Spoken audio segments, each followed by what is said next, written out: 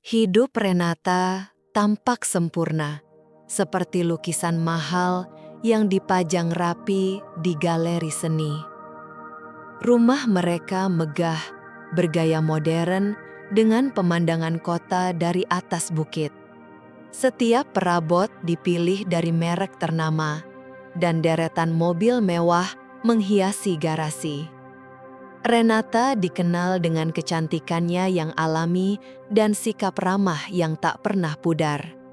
Ia adalah sosok istri ideal, pendamping setia bagi Aditya, suaminya yang sukses di dunia properti. Aditya dikenal sebagai pengusaha yang tajam dalam melihat peluang. Usahanya berkembang pesat dan membawa mereka ke puncak kemapanan. Renata pun bukan sekedar istri rumah tangga. Ia memiliki aset pribadi dari warisan dan investasi yang ia kelola sendiri. Namun bagi Renata, cinta dan saling menghargai adalah inti dari kebahagiaan mereka, bukan kekayaan yang mereka kumpulkan. Pagi itu, seperti suaminya, Renata bangun lebih dulu. Ia menyiapkan sarapan ringan kesukaan suaminya, menata meja dengan vas bunga segar, lalu menunggu Aditya turun. Tak lama kemudian, Aditya muncul mengenakan jas mahal, namun matanya terpaku pada ponselnya. "Pagi, sayang," sapa Renata dengan lembut. Aditya hanya bergumam sambil terus menatap layar. "Kamu ada jadwal hari ini?" tanya Renata, mencoba mencairkan suasana. "Seperti biasa," jawab Aditya singkat, lalu duduk dan meletakkan ponselnya di samping piring. Banyak urusan kantor, proyek baru di selatan cukup menyita waktu. Sarapan pagi itu berlangsung dalam diam. Renata merasa asing dengan suasana ini. Dulu, meja makan selalu menjadi tempat berbagi cerita dan tawa. Kini, Aditya sering tenggelam dalam dunia sendiri, telepon, pekerjaan, atau sekedar melamun. Renata mencoba membahas rencananya untuk sore nanti, mungkin pergi ke pameran seni atau sekedar berjalan-jalan. Namun Aditya hanya mengangguk, tidak menunjukkan antusiasme. Gumamnya. "Siska sudah kirim semua detail, dia memang cekatan." Nama itu, Siska. Renata mengenalnya sebagai asisten pribadi Aditya, wanita muda, pintar, dan selalu siap membantu. Awalnya Renata bersyukur Aditya memiliki asisten yang bisa diandalkan, namun belakangan nama Siska terlalu sering disebut. "Siska memang membantu ya?" Renata berusaha tersenyum. "Ya, sangat. Aku nggak tahu bagaimana jadinya tanpa dia," jawab Aditya. Kali ini, nada suaranya terdengar berbeda.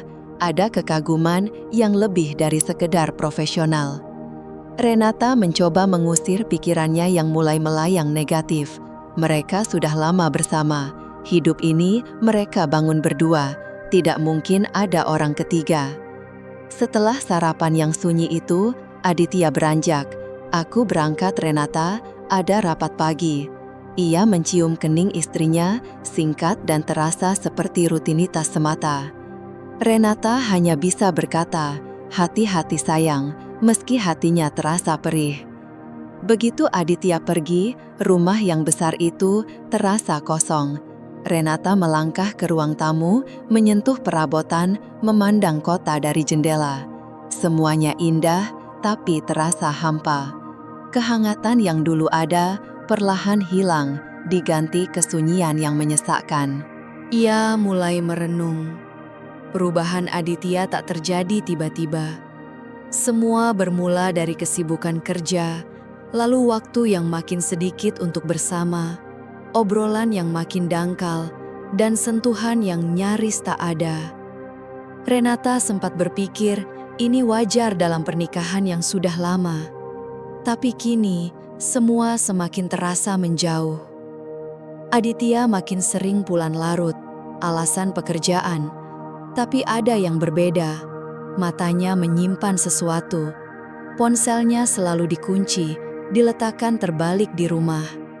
Saat diajak liburan atau makan malam romantis, Aditya menolak dengan berbagai alasan.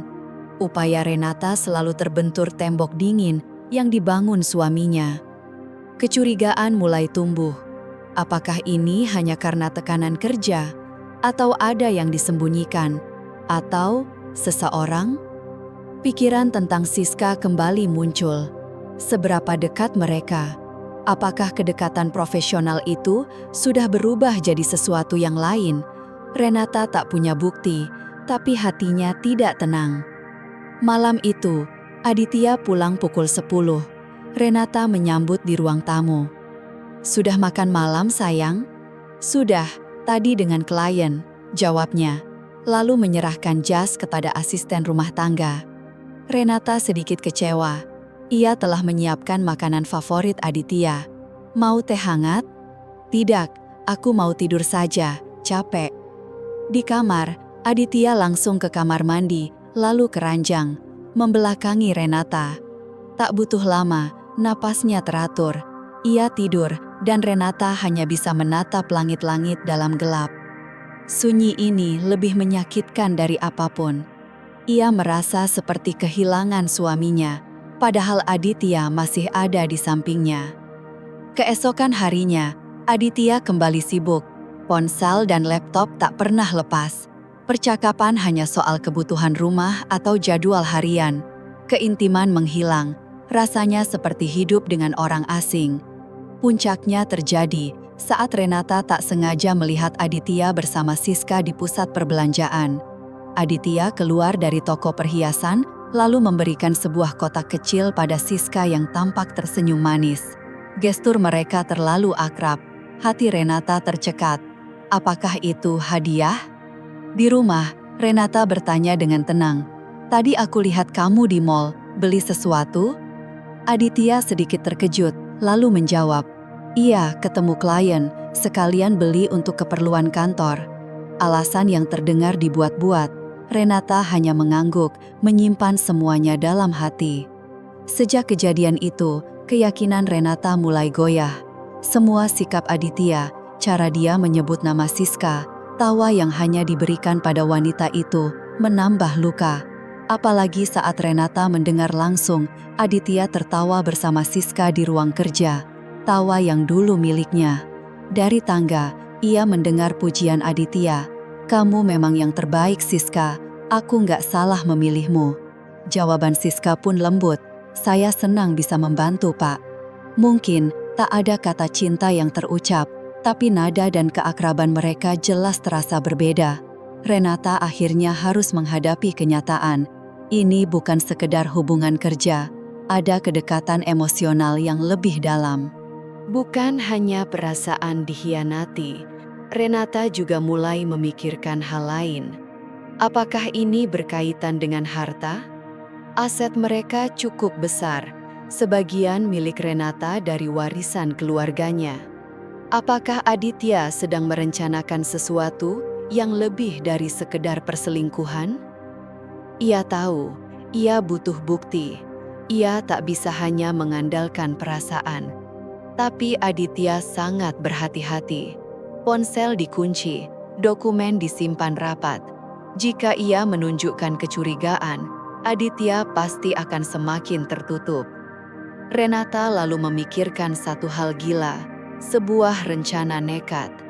Jika ia berpura-pura tak lagi bisa berfungsi, misalnya lumpuh, tak bisa mengurus diri, apalagi harta, Aditya dan Siska mungkin akan lengah. Mereka mungkin akan merasa bebas menjalankan rencana mereka, dan saat itulah Renata bisa mengungkap kebenaran. Mereka mungkin akan membahas hal-hal penting yang berbeda. Mereka bisa saja bicara di dekat Renata, namun menganggapnya tak lebih dari benda mati yang tak bisa mendengar atau merespon. Ini adalah cara paling efektif, mungkin satu-satunya, untuk mengamati mereka dari dekat tanpa menimbulkan kecurigaan. Renata sadar risikonya besar. Ia harus berakting sempurna setiap saat. Ini akan membuatnya semakin terisolasi.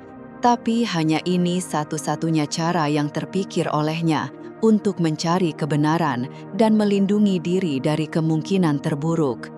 Keputusan itu tidak mudah. Ia memikirkannya berhari-hari, mengumpulkan keberanian dari lubuk hatinya yang paling dalam, sampai akhirnya ia mantap. Ia akan berpura-pura lumpuh. Inilah akhir dari babak kedua, ketika kecurigaan Renata terhadap Aditya dan Siska memuncak, mendorongnya mengambil langkah besar demi mengungkap apa yang disembunyikan suaminya.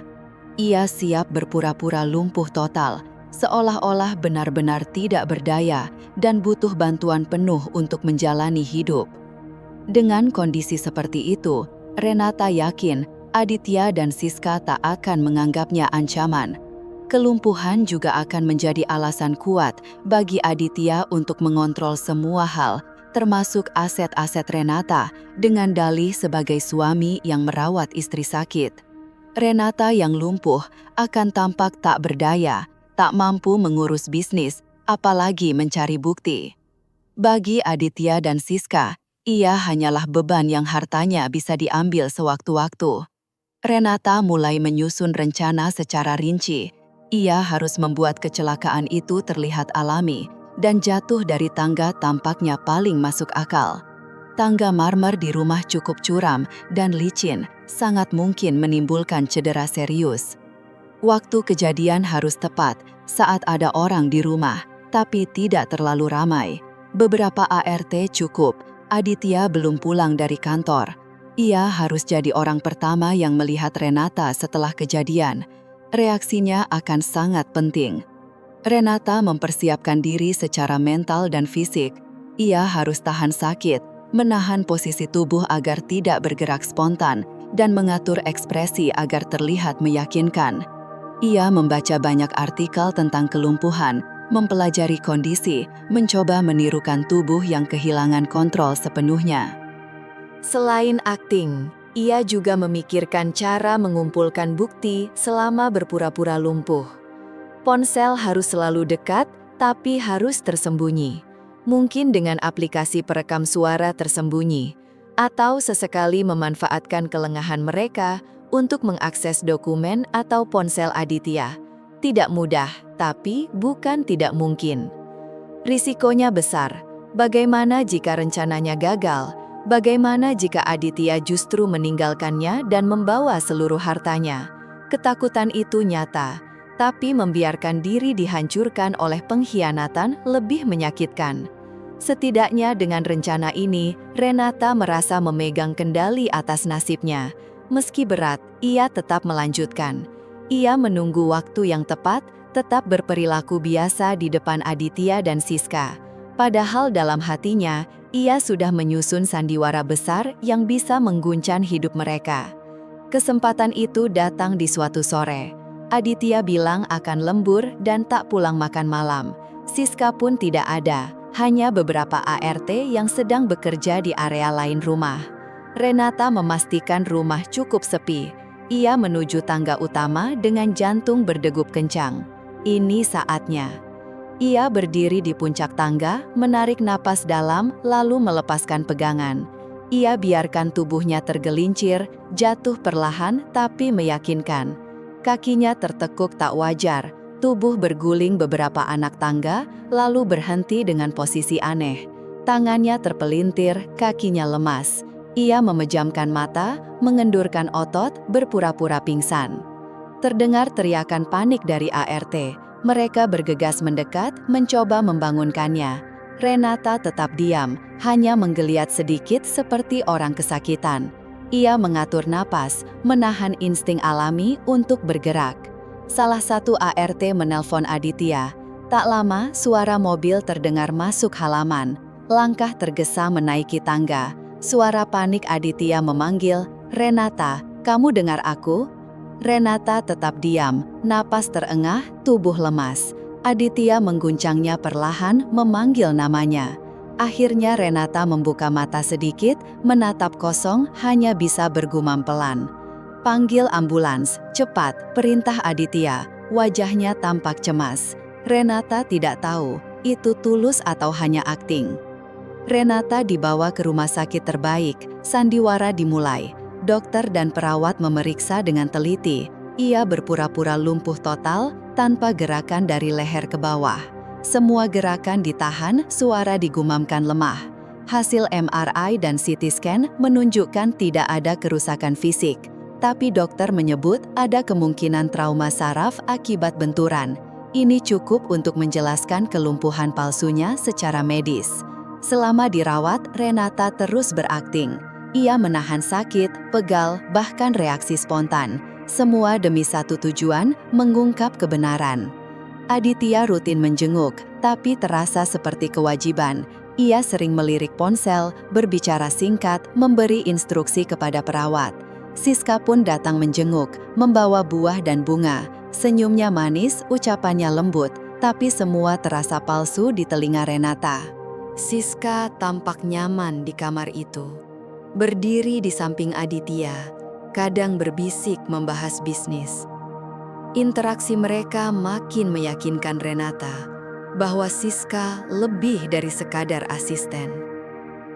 Setelah seminggu, dokter mengizinkan Renata pulang dan melanjutkan pemulihan di rumah. Aditya setuju. Rumah mulai diubah, ranjang khusus dipasang, kursi roda disiapkan, perawat pribadi dipekerjakan. Aditya tampak lega. Ia tak harus repot, tapi Renata tetap terurus. Sandiwara Renata masuk fase baru. Ia kini bergantung penuh pada orang lain, tapi ini membuka peluang untuk lebih mengamati. Aditya dan Siska makin lenah. Mereka bicara bebas, membahas urusan bisnis dan rencana masa depan di hadapan Renata, seolah ia tak bisa mendengar atau berpikir. Suatu sore, Renata duduk di kursi roda dekat jendela. Pintu ruang kerja terbuka sedikit. Ia dengar percakapan Aditya dan Siska. "Aku sudah bicara dengan pengacara," ujar Aditya. "Urusan perwalian Renata akan mudah sekarang. Dengan kondisinya, tidak akan ada yang curiga kalau aku kelola semua aset." Renata terdiam. Aditya ingin mengambil semua miliknya. "Bagaimana dengan aset dia yang lain?" tanya Siska. "Itu sedang kuurus. Beberapa properti akan dialihkan atas namaku." Renata tidak akan bisa menolak. Dia tidak bisa tanda tangan atau protes. "Bagus," sahut Siska. "Jadi nanti kita memulai hidup baru," sambung Aditya, tanpa ada yang menghalangi. Kata-kata itu menghantam Renata. Ia tak hanya dikhianati, tapi dijadikan korban keserakahan. Ia harus segera mengumpulkan bukti. Di antara pajangan dekat tempat tidurnya, Renata menyembunyikan alat perekam kecil. Ia aktifkan secara diam-diam. Percakapan Aditya dan Siska mulai terekam.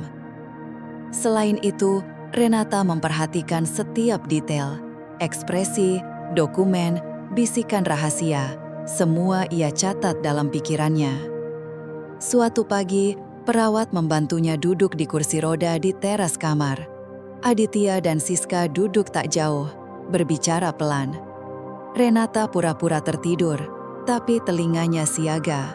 Matanya terpejam, tapi pikirannya bekerja. Pertarungan sesungguhnya telah dimulai. Ia bukan lagi istri yang lemah. Ia kini menjadi mata-mata. Di rumahnya sendiri, pendengaran Renata yang tajam menangkap percakapan di dekatnya. "Pengalihan aset properti itu harus segera dilakukan," kata Aditya. "Aku tidak mau ada masalah nantinya." "Sudah hampir selesai kok," jawab Siska pelan. "Notaris bilang tinggal tunggu persetujuan akhir dari pihak terkait." Siska sempat berdeham, mungkin sadar ada perawat yang berada cukup dekat. Meskipun mereka bicara dalam kode, tetap ada rasa waspada. "Pastikan semuanya beres sebelum kita ajukan gugatan," tegas Aditya. "Aku mau semuanya aman dan terkendali." "Siap, Pak Aditya. Saham-sahamnya bagaimana? Sudah bisa dicairkan?" "Sedang diproses.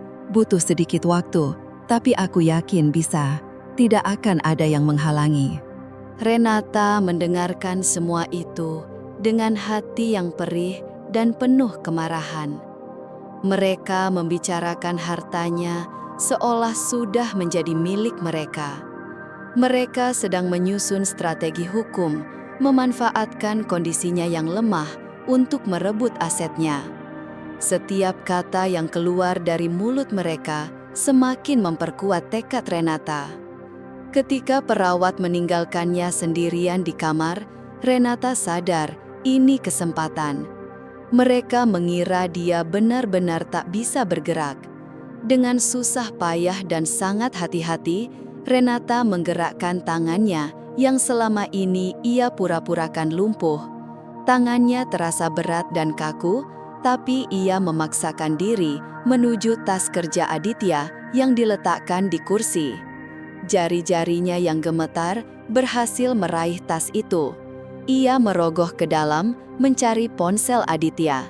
Ia tahu kata sandinya tidak pernah diganti sejak dulu. Dengan sangat pelan, ia membuka ponsel itu, jantungnya berdebar kencang. Ia membuka aplikasi pesan Aditya dengan Siska. Di sana, semua tampak jelas. Bukan hanya urusan kerja, tapi juga rayuan, panggilan sayang, dan detail rencana mereka.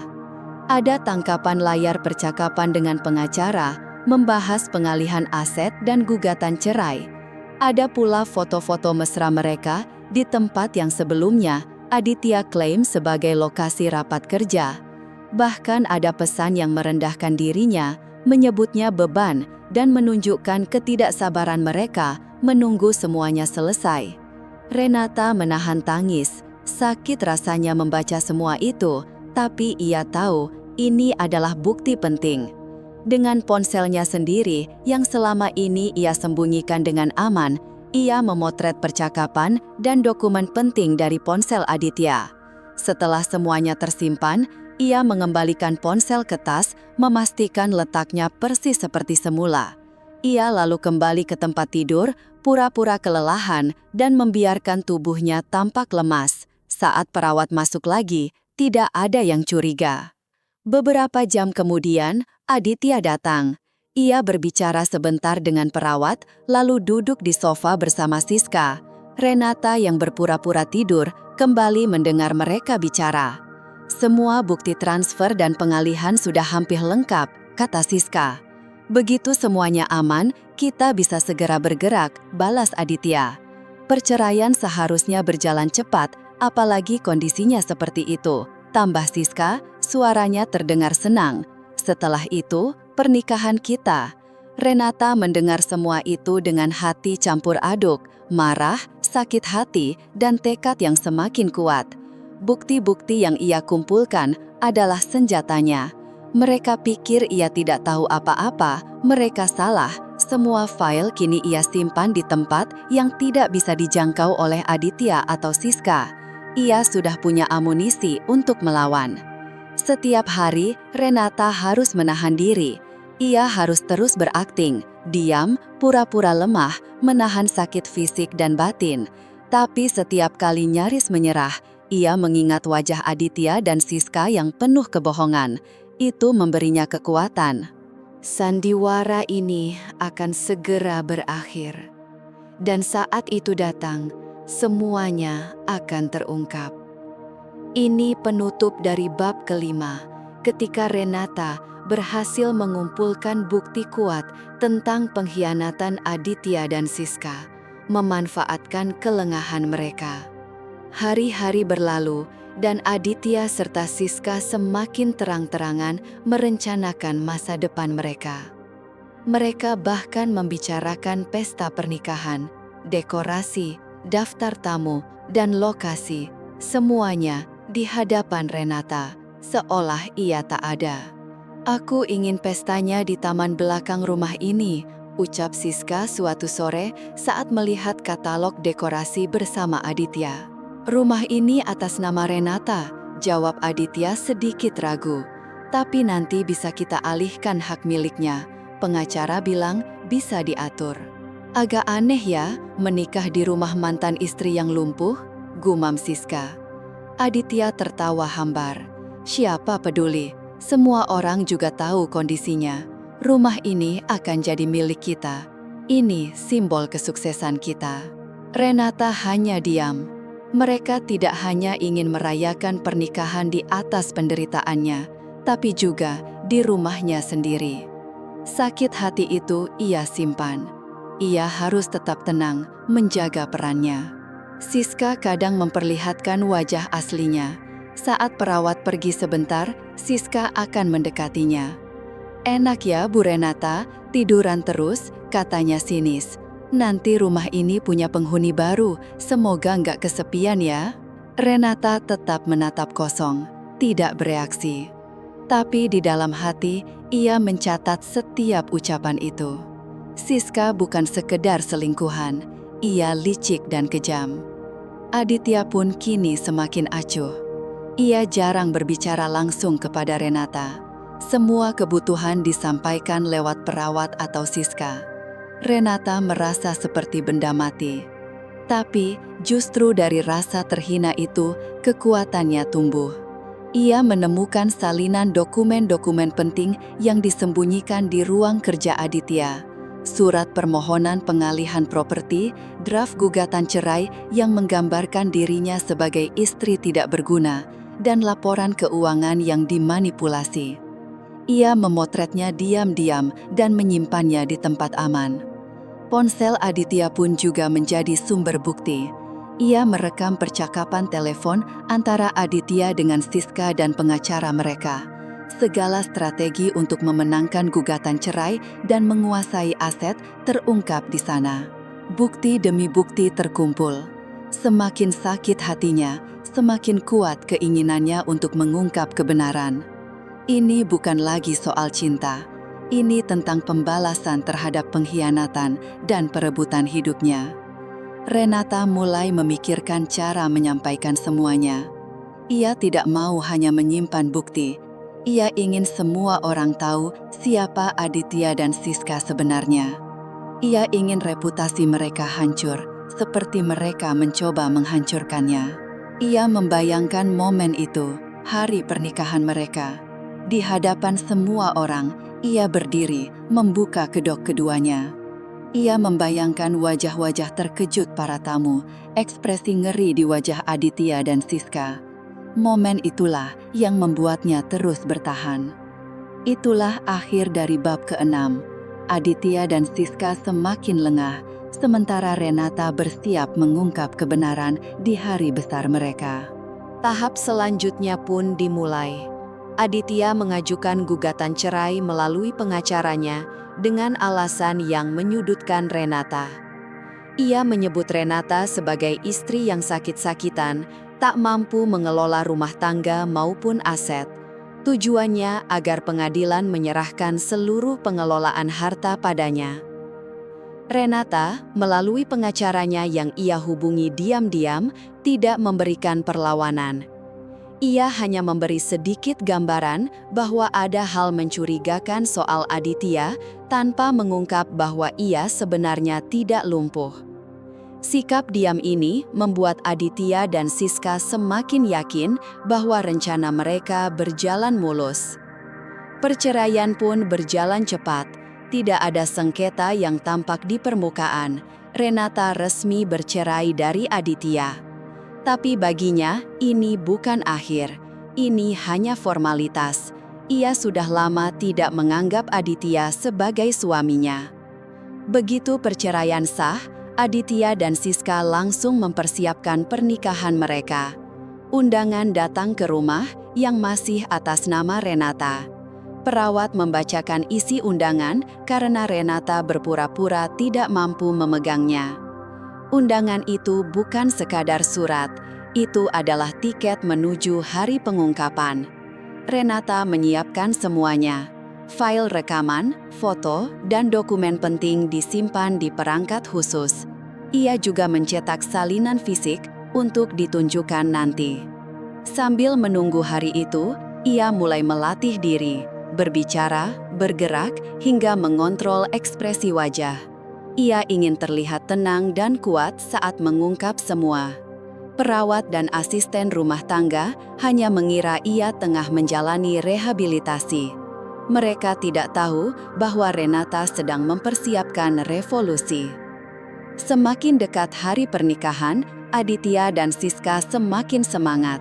Mereka membicarakan bulan madu, renovasi rumah, dan penggabungan aset yang sebagian besar milik Renata. Mereka tak sadar badai besar tengah mendekat. Mereka larut dalam kebahagiaan semu, dibutakan oleh keserakahan dan rasa percaya diri bahwa mereka telah menang. Renata menyaksikan semuanya dengan hati yang campur aduk, tersakiti namun juga diliputi keteguhan. Mereka memang telah mengambil segalanya, setidaknya secara hukum dan di mata publik. Tapi ada satu hal yang belum mereka rampas, kebenaran. Dan itulah kekuatan terbesar yang dimiliki Renata. Malam sebelum pernikahan Aditya dan Siska, Renata terbaring di tempat tidur. Aditya ada di kamar yang sama, namun sibuk dengan persiapan. Ia tak bicara sepatah kata pun. Renata menatap punggung laki-laki yang dulu begitu ia cintai, namun kini terasa asing dan menjijikkan. Besok adalah hari penghakiman, hari di mana semua kepalsuan akan terbuka. Ia tegang, tapi siap. Ia sudah bertahan sejauh ini, mengumpulkan bukti dan menyusun rencana. Saatnya tampil. Ini akhir dari babak ketujuh. Perceraian Renata dan Aditya telah sah. Pernikahan Aditya dan Siska semakin dekat. Renata telah menyelesaikan semua persiapan untuk membuka kebenaran di hari besar itu. Hari pernikahan tiba. Cuaca cerah, sesuai harapan pasangan yang merasa telah menguasai segalanya. Rumah mewah yang legalnya masih milik Renata disulap menjadi lokasi pesta megah. Bunga segar menghiasi setiap sudut, tenda elegan berdiri di taman belakang, dan deretan mobil mewah berjajar di parkiran. Tamu-tamu penting dari kalangan elit mulai berdatangan. Tawa-tawa palsu terdengar di udara. Aditya tampak gagah dengan setelan mahalnya. Senyum lebar menghiasi wajahnya. Ia terlihat percaya diri, seperti raja yang sedang merayakan kemenangan. Siska di sampingnya, anggun dalam gaun pengantin putih, memancarkan aura kebahagiaan. Keduanya menyambut para tamu dengan ramah, memainkan peran pasangan ideal. Di mata mereka, ini adalah puncak segalanya, janji yang dibangun di atas kebohongan. Renata sendiri tidak berada di rumah utama. Ia ditempatkan di paviliun kecil di belakang properti, jauh dari keramaian. Hanya ditemani beberapa perawat dan staf rumah tangga lama yang setia. Aditya dan Siska bahkan tidak datang menjenguknya. Mereka sibuk merayakan kemenangan. Renata duduk di kursi roda, memakai gaun sederhana namun elegan. Rambutnya ditata rapi, wajahnya dirias ringan. Ia tampak tenang dari luar, walau dalam hati penuh gejolak. Beberapa staf terpercaya telah ia pilih untuk membawanya ke tempat acara pada waktu yang tepat, tanpa menarik perhatian. Sekitar 1 jam setelah acara dimulai, saat sebagian besar tamu telah hadir, Renata memberi isyarat. Ini waktunya. Ia didorong perlahan menuju taman belakang melalui jalur memutar. Semakin dekat, musik dan suara tawa terdengar jelas. Dari kejauhan, ia melihat Aditya dan Siska berdiri di panggung kecil, tersenyum seolah mereka benar-benar bahagia di tempat yang masih sah miliknya. Renata meminta agar kursinya diposisikan di tempat yang tidak terlalu mencolok, namun cukup jelas menghadap ke panggung. Para tamu yang melihat keberadaannya menunjukkan reaksi beragam. Ada yang kasihan, bingung, bahkan mencibir, mungkin terpengaruh narasi Aditya soal istri lumpuh yang tak berguna. Tapi Renata tidak peduli. Fokusnya hanya satu, panggung itu. Aditya sedang berpidato, membicarakan cinta barunya dan masa depan cerah yang akan ia bangun bersama Siska. Setiap kata terdengar seperti penghinaan bagi Renata. Ia menggenggam erat sandaran kursi rodanya. Di pangkuannya tersembunyi tas kecil berisi semua bukti, rekaman suara, foto, dokumen. Saat pidato Aditya selesai dan tepuk tangan menggema, Renata tahu ini saatnya. Ia menarik napas dalam, memberi isyarat kepada stafnya. Perlahan ia bangkit. Kaki yang selama ini pura-pura lumpuh mulai digerakkan. Para tamu yang berada di dekatnya terkejut, bisik-bisik mulai terdengar. Semua mata kini tertuju padanya. Musik berhenti, keheningan menyelimuti taman. Aditya dan Siska mematung di atas panggung, senyum mereka sirna. Renata berdiri, dibantu stafnya, lalu mengambil mikrofon nirkabel. Selamat malam Bapak Ibu sekalian, saya Renata. Mungkin Anda mengenal saya sebagai istri pertama Aditya atau sebagai wanita yang lumpuh setelah kecelakaan. Tamu-tamu terdiam. Sebagian mulai paham arah pembicaraan. Saya berdiri di sini bukan untuk merusak kebahagiaan siapapun, tapi untuk mengungkap kebenaran tentang pengkhianatan, kebohongan, dan keserakahan. Wajah Aditya dan Siska berubah panik. Aditya memberi isyarat pada seseorang di belakang, mungkin untuk mematikan mikrofon, tapi para staf Renata sudah bersiaga. Saya memang pernah kecelakaan dan didiagnosis lumpuh. Tapi itu hanya sandiwara, ujar Renata tegas. Gemuruh bisik-bisik pecah, para tamu tampak terkejut. Saya curiga terhadap perubahan Aditya, kecurigaan yang ternyata benar. Aditya berselingkuh dengan asistennya sendiri, Siska. Suasana semakin tegang. Renata berhenti sejenak, lalu melanjutkan. Saat saya berpura-pura tidak bisa mendengar atau bergerak, mereka terang-terangan membicarakan rencana busuk untuk mengambil semua harta saya, lalu menikah. Mereka bahkan mengejek kondisi saya. Renata lalu mengeluarkan ponsel, memutar rekaman suara. Terdengar jelas suara Aditya dan Siska merencanakan pengalihan aset. Kemudian ia menunjukkan foto-foto dan salinan dokumen. Beberapa tamu di depan diberi salinan bukti fisik. Mereka tidak menikah karena cinta, tapi karena keserakahan. Raut para tamu berubah marah. Tatapan jijik kini mengarah ke Aditya dan Siska. Aditya berteriak membantah. Dia bohong, dia gila, semua itu palsu.